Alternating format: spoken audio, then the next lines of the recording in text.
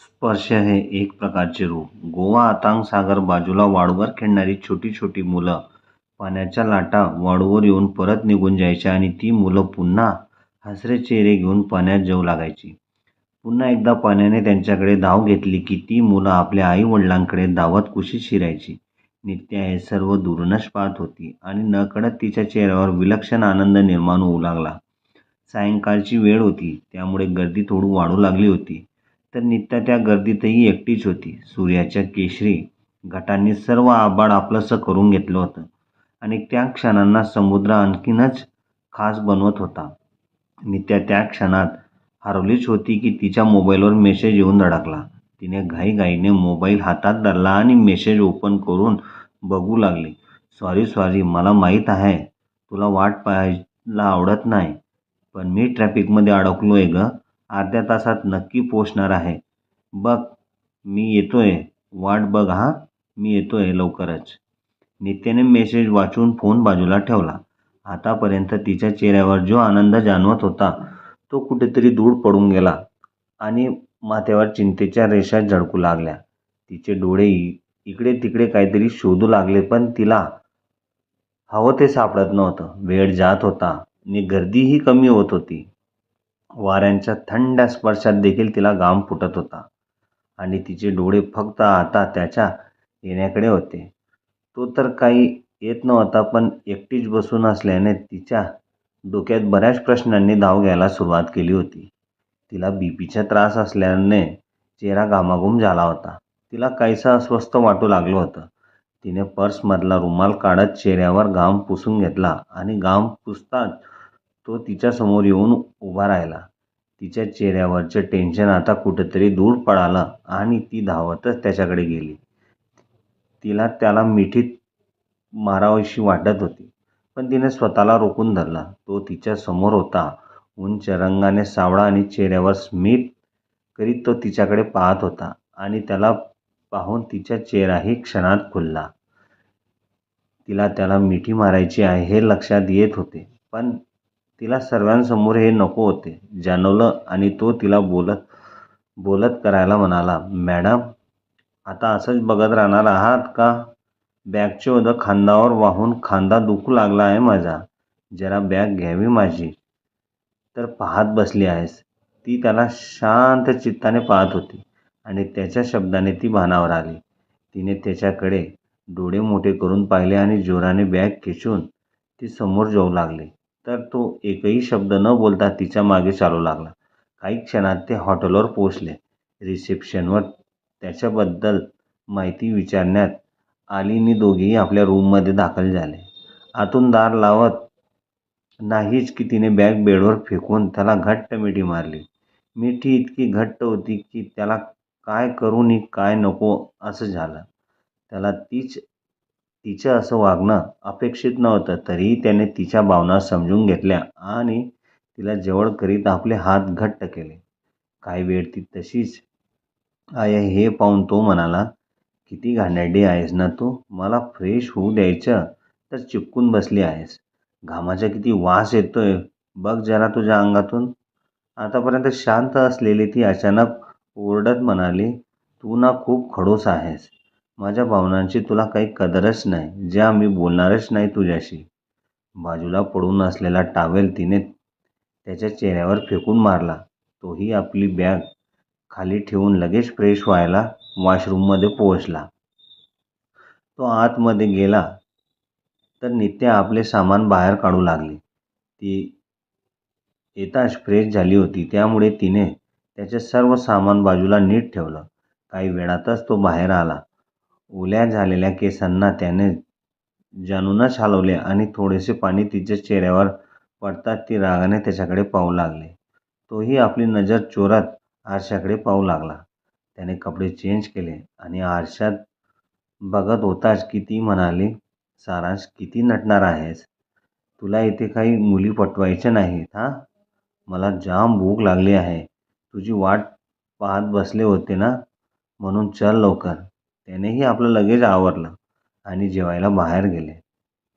त्याने खायची ऑर्डर केलं तेव्हाही नित्या फक्त त्याच्याकडेच पाहत होती. सारांशला हे सर्व जाणवत होतं, पण तो तिच्याशी नजर मिळवू शकत नव्हता. सारांशला जे जे आवडत होते ते सर्व नित्याने मागून घेतले होते आणि सारांश तिच्याकडे पाहतच राहिला. काहीच वेळात दोघांचे जेवण झाले आणि ते परत रूमवर पोचले. दोघेही जेवण करून रूमवर परतले होते. दिवसभराच्या प्रवासाने त्यांना थकवा जाणवत होता. त्यामुळे कपडे चेंज करून लगेच बेडवर पडले. सारांश आपल्या स्वभावाप्रमाणे खूपच काही बोलत होता, तर नित्या नेहमीप्रमाणे शांत होती. तशी त्यांच्याजवळ ती फार बोलत असे, पण आज तो समोर असताना तिने शांतच राहणं पसंत केले होते. त्याने तिला बोलण्याची विनंती केली, पण ती एकही शब्द बोलली नव्हती. बोलता बोलता रात्र सरू लागली, तरीही दोघे गप्पा करण्यात हरवले होते. रात्रीचे सुमारे 1:30 वाजले होते. सारांश थकल्याने त्याला झोप लागत होती, म्हणून तो अंगावर चादर घेऊन बेडवर पडला. तर नित्या त्याच्याकडे पाहत होती, पण त्याची तिरकस नजर तिची वाट सोडत नव्हती. कितीतरी वेळीची शांतता असलेली नित्या सारांशच्या बाजूने सरकली आणि त्याला घट्ट मिठी मारली. हे सर्व बघून तो लगेच गालात हसला. त्याचे ते हसणं तिने अगदी नजरेत सामावून घेतलं. पाहता पाहता दोघांच्याही नजरा एकमेकांशी येऊन भिडल्या आणि हृदयात धडधड वाढू लागली. शरीरामध्ये फार फरक नव्हता, पण ओठ मात्र एकमेकांसाठी अतृप्त झाले होते. नित्या त्याच्या अधिक जवळ गेली होती, तर सारांश देखील आता तिच्या जवळ आला होता. त्याला इतकं जवळ येताना पाहून तिने आपले डोके आणि डोळे घट्ट मिटले. सारांशच्या ते लक्षात आले आणि त्याने ओठावर चुंबन देण्याऐवजी कपाळावर आपल्या प्रेमाची मोहर उमटवली. त्याच्या अशा वागण्याने ती थोडी हिरमुसली आणि क्षणभर आनंदही झाला. तो आपला फायदा घेणार नाही या गोष्टीचा आनंद, तर त्याला आपण नको की काय असा प्रश्न तिच्या मनात निर्माण झाला आणि तिला स्वतःच्या वागण्याचं वाईट वाटलं, म्हणून ती विरुद्ध दिशेने तोंड करून झोपू लागली. तीच तिचं वागणं त्याच्या लक्षात यायला फार वेळ लागला नाही आणि त्याने स्वतःहून तिला घट्ट मिठी मारली. त्याने मिठीत घेताच थोड्या वेळापूर्वीचा रुसवा तिने क्षणात नाहीसा केला आणि तीही त्याच्या कुशीत जाऊन शिरली. रात्र सरत होती. सारांश तिला मिठीत घेऊन झोपला होता, तर नित्याला काही झोप येईना. तिच्या डोक्यात बऱ्याच प्रश्नांनी धाव घेतली होती, अशी धाव जी तिला बुचकाळ्यात पाडत होती आणि काही क्षणात आनंदही देत होती. विचारात असताना तिने आपली मान त्याच्याकडे वळवली आणि मोर पिसारा फुलवला तसा आपला हात तिने त्याच्या चेहऱ्यावरून फिरवला. ती संपूर्ण लक्ष फक्त तिच्या निरागस चेहऱ्याकडे होते. तिला त्याच्या चेहऱ्यावर न संपणारा आनंद दिसू लागला आणि ती आणखीनच त्याच्यात बुडू लागली. स्पर्श म्हणजे तरी नक्की काय? आनंद की यातना? स्पर्श म्हणजे नक्की तरी काय? मोरासारखं पिसारा काढून थुईथुई नाचणं की एकांतात सतत स्वतःला त्रास करून घेणं? स्पर्श म्हणजे नक्की तरी काय, असे तीच मन तिला विचारू लागलं. स्वाभाविकच त्याला काही कारणे होते, ज्या कारणांनी नित्याला शांत नाही तर खूप शांत केले होते. वय 21 वर्ष, फुलपाखरासारखी स्वैरभैर उडणारी नित्या BScच्या अंतिम वर्षाला होती. मध्यमवर्गीय कुटुंबातील एक संपन्न कुटुंब. नित्या लहान असतानाच तिचे आईवडील तिला सोडून गेली, त्यामुळे ती तेव्हाच एकटी पडली. पण वडिलांनी मात्र पुन्हा दुसरं लग्न करून स्वतःचा एकटेपणा कायमचा दूर केला. ती त्यांना इतकी नकोशी झाली होती की अगदी ती शिक्षण पूर्ण होण्याआधीच त्यांनी तिच्या लग्नाचा बेत आखला होता. पण तिने कसं बसं आपलं शिक्षण पूर्ण केलं. शेवटी संपूर्ण कुटुंबासमोर हार मानून तिने लग्नाला होकार भरला. वयाच्या 21-22व्या वर्षी, जेव्हा तिला संसार हा शब्द कळत नव्हता, त्या वयात तिने संसार करायला सुरुवात केली आणि मनात होती एकच माफक अपेक्षा, जे वडिलांनी प्रेम दिलं नाही ते कमीत कमी जोडीदाराने तिला भरभरून द्यावं. लग्नाचे विधिविधान पूर्ण झाले आणि नित्या नावाचं ओझं वडिलांच्या आयुष्यातून कायमचे नाहीसं झालं. तिलाही त्या दिवशी रडावंसं वाटलं नव्हतं. तिने एकदा त्यांच्या डोळ्यात झाकून बघितलं, त्यात तिची जागा कुठेच नव्हती. हे दिसताच तिने आपल्या अश्रूंना आपल्या डोळ्यातच कैद केले आणि इतरांना वाईट वाटू नये म्हणून त्यांचे चरण स्पर्श करून ती नव्या आयुष्यास निघाली. असं आयुष्य ज्यात जोडीदार तर अनोळखी होता, पण तीही नैराश्याने ग्रासली होती आणि मनात आशा होती ती त्याने तिला तन मनापासून फुलवण्याची. नित्याच्या आयुष्यात आता मृगमय आला. तो इंजिनियर होता, शिवाय घरच्यांच्या टेस्टला जुळणारा होता, म्हणून सर्व फारच आनंदी होते. तर नित्या त्या नवीन वातावरणात स्वतःला कसं तरी सांभाळून घेत होती. त्यांच्या व्यतिरिक्त घरात सासू सासरे होते. सासू म्हणजे अगदी कडक व्यक्तिमत्व, जिला चुका मान्य न होता आणि बोल ऐकवण्यास ती माघार घेणार नव्हती. लग्नाच्या आटोपल्यावर सर्व नातेवाईक आपापल्या घरी निघाले होते आणि नित्या आपल्या कामात दिवसभर व्यस्त होती. घरी जास्त लोक असल्यामुळे तिला सकाळपासून कामात फुरसत मिळाली नव्हती. तर स्वयंपाक, धुणी, भांडी आवरता आवरता तिला सायंकाळच झाली होती. तीच विश्व म्हणजे चाळीतलं एक छोटंसं घर, जिथे 4 लोक कसे तरी दाटीवाटीने राहत होते. सायंकाळ झाली आणि घरातले सर्वच लोक कुठेतरी बाहेर जाऊन लागले. तिला घरात नक्की काय चाललं हेच कळत नव्हते, पण त्या सर्वांना प्रश्न विचारण्याची हिंमत तिने काही केली नाही. तर नवऱ्याने आज फक्त दोघांचा स्वयंपाक बनवायला सांगितला होता. ती रात्रीचा स्वयंपाक बनवण्यात व्यस्त झाली होती आणि घर देखील रिकामं झालं होतं. नवरा तिच्या मागे गिरट्या घालू लागला होता. तिला त्याचे नक्की काय चाललं आहे हे कळत नव्हतं. तरी तिने आपलं पूर्ण मन कामात लावले होते. इतके असतानाही त्याच किचन रूममध्ये ऐन काही बंद झालं नव्हतं. तासभरात स्वयंपाक झाला आणि तिने त्याला जेवायला बोलावून घेतले. त्याने क्षणाचा विलंब न करता प्रस्थान केले. जेवण करतानाही त्याची नजर तिच्यापासून हटत नव्हती. तो तिला बघून स्मित करीत होता, तर ती जेवण करण्यास स्वतःच मन घालवून घेत होती. त्याचं तिच्याकडे असं बघणं तिला कदाचित आवडलं नव्हतं. प्रयत्न करूनही ती स्वतःला शांत करू शकली नव्हती. काहीच वेळात तिचं जेवण आटोपलं आणि ती किचनमधलं काम आवरून टीव्ही पाहायला बसली. अगदी 5 मिनिटे झाली असतील, मृगमय तिच्यासमोर येऊन उभा राहिला. तिच्या हातात असणारा टीव्हीचा रिमोट आपल्या हातात घेत त्याने टीव्ही बंद केली आणि पुढच्या क्षणी तिचा हात पकडत तो तिला बेडवर घेऊन गेला. तिला त्याचे नक्की काय चाललं आहे हे कळत नव्हतं. ती त्याला काही विचारणार तेवढ्यात तोच म्हणाला, नित्या, तुला माहिती आहे का लग्नाच्या पहिल्या रात्री काय होते? तिला त्याबद्दल काहीच माहीत नव्हते, त्यामुळे तिने नकारार्थी मान हलवली. त्याला तिचा राग आला, पण आपला राग व्यक्त न करता त्याने मोबाईलवर एक चित्रफीत लावली. मोबाईलमधून कसले तरी आवाज येत होते. नित्याला ते सर्व पाहणं नकोसं झालं होते. तर मृगमय इकडे मनातून भरला होता. तिने त्या चित्रफितीवरून नजर हटवली आणि बाजूला सरकली आणि मृगमयला तिचं ते तसं वागणं अपमान वाटला आणि एखाद्या शिकाऱ्यासारखं तो तिच्यावर आणि तिच्या शरीरावर येऊन पडला.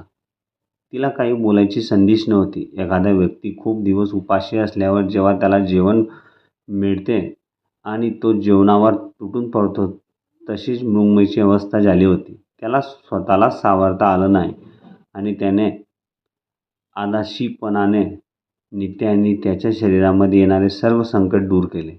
त्याचे मोठमोठे डोळे तिच्या शरीराकडे रोखून पाहत होते. डोळ्यात होती ती वासना आणि आता त्यासमोर त्याला काहीच दिसणार नव्हते. नित्याच्या चेहऱ्यावर असलेले भय देखील त्याला दिसले नव्हते आणि तो एखाद्या भुकेल्या जनावराप्रमाणे तिच्यावर तुटून पडला. त्याला आपला पहिला स्पर्श खास बनवण्याचा असल्याने तो तिच्याशी अगदी कठोरपणे वागत होता आणि पहिला स्पर्श होताच नित्याच्या शरीराला पहिला घाव बसला. तिला खूप ओरडावंसं वाटत होतं, पण तो अधिकार देखील त्याने तिला दिला नव्हता. तिच्या तोंडावर आपले हात मजबूतीने ठेवून तो तिच्या शरीराचा उपयोग घेत होता. तर नित्याच्या डोळ्यातून अश्रूंचा बांध फुटला होता, ज्याकडे मृगमयसारख्या पुरुषाची नजर जाणं कठीणच होत. तिच्या वेदनांकडे त्याचे जराही लक्ष गेले नाही. तो फक्त तिचा उपभोग घेण्यासाठी आतुर होता.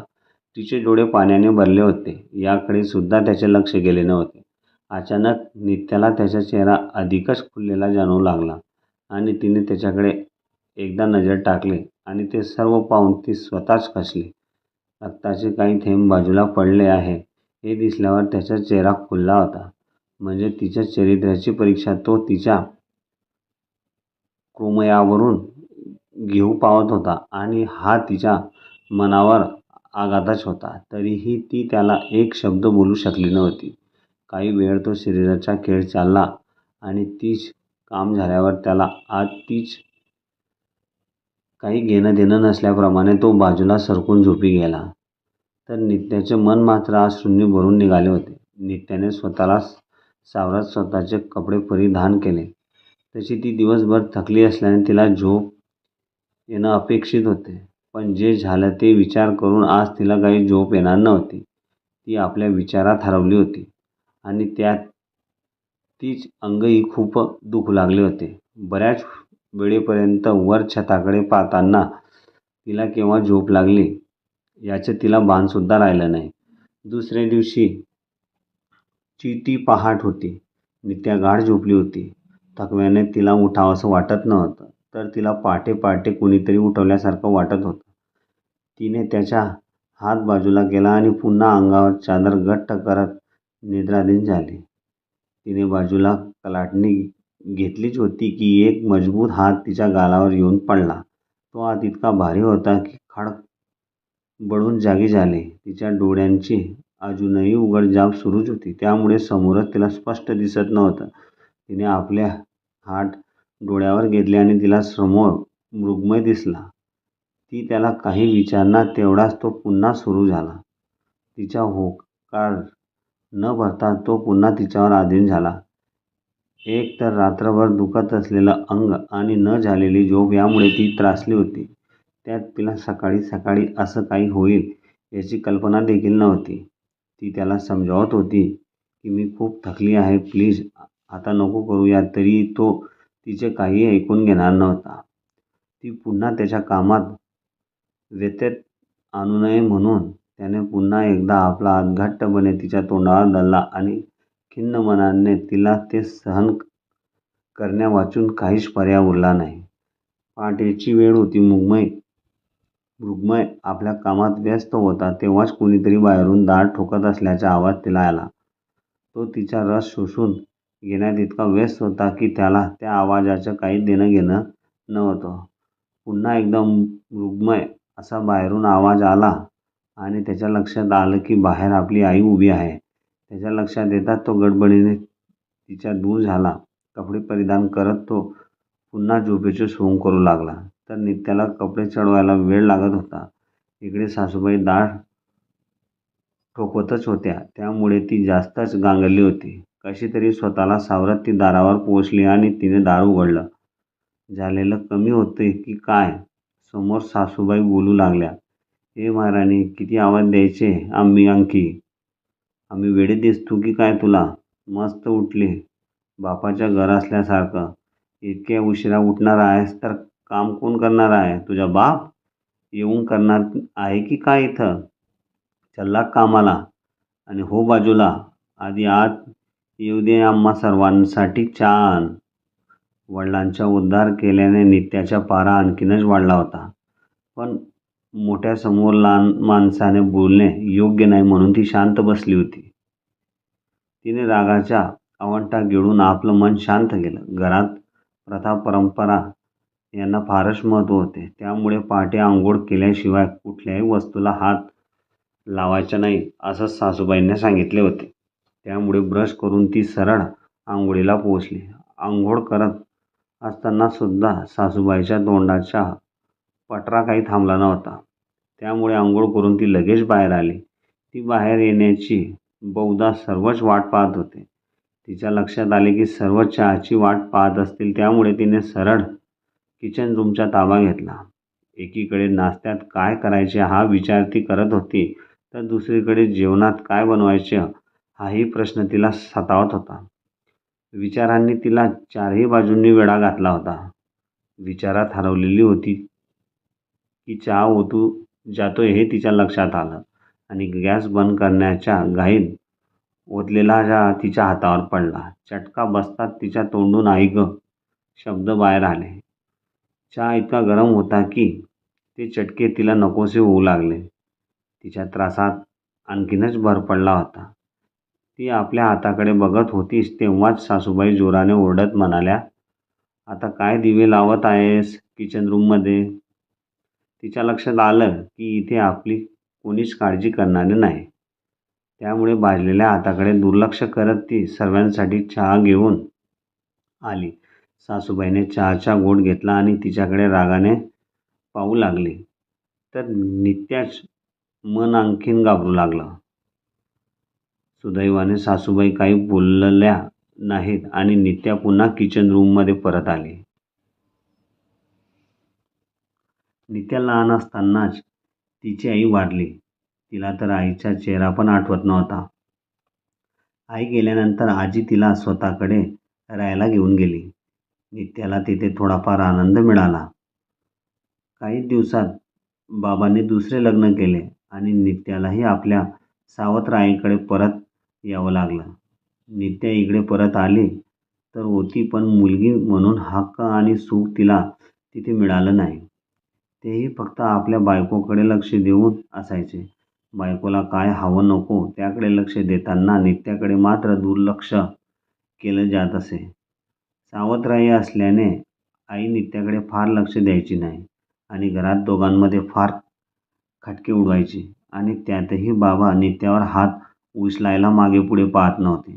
आई आणि नित्यामध्ये वाद इतके विकोपाला जायचे की त्यांच्याशी बोलण्यात देखील नित्याला आता रस नव्हता. ती आता मोठी होऊ लागली आणि स्वतःहूनच स्वयंपाकच थोडंफार शिकली होती.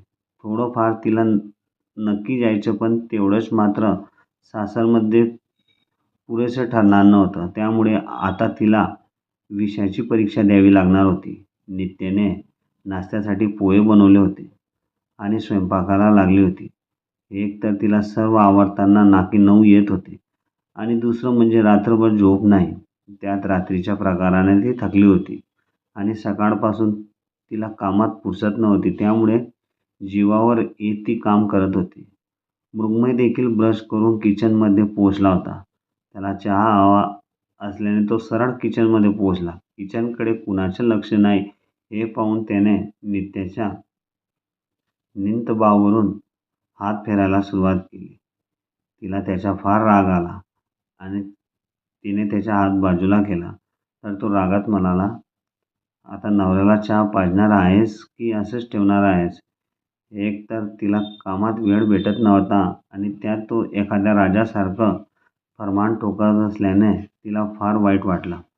कमीत कमी त्याने तरी तिला समजून घ्यावं अशी माफक अपेक्षा तिची होती, पण तीही अपेक्षा क्षणात फेल ठरली आणि नाईलाजाने बाकी काम बाजूला सारून तिने त्याला चहा ठेवला. चहा घेताच तो टीव्ही पाहण्यात व्यस्त झाला तर नित्या पुन्हा जेवण बनवण्यात व्यस्त झाली. लग्नानंतर मृण्मय आज पहिल्यांदा ऑफिसला जाणार होता. एक तर उठायला उशीर, वरून उठताच टीव्ही पाहण्यात मग्न झाला.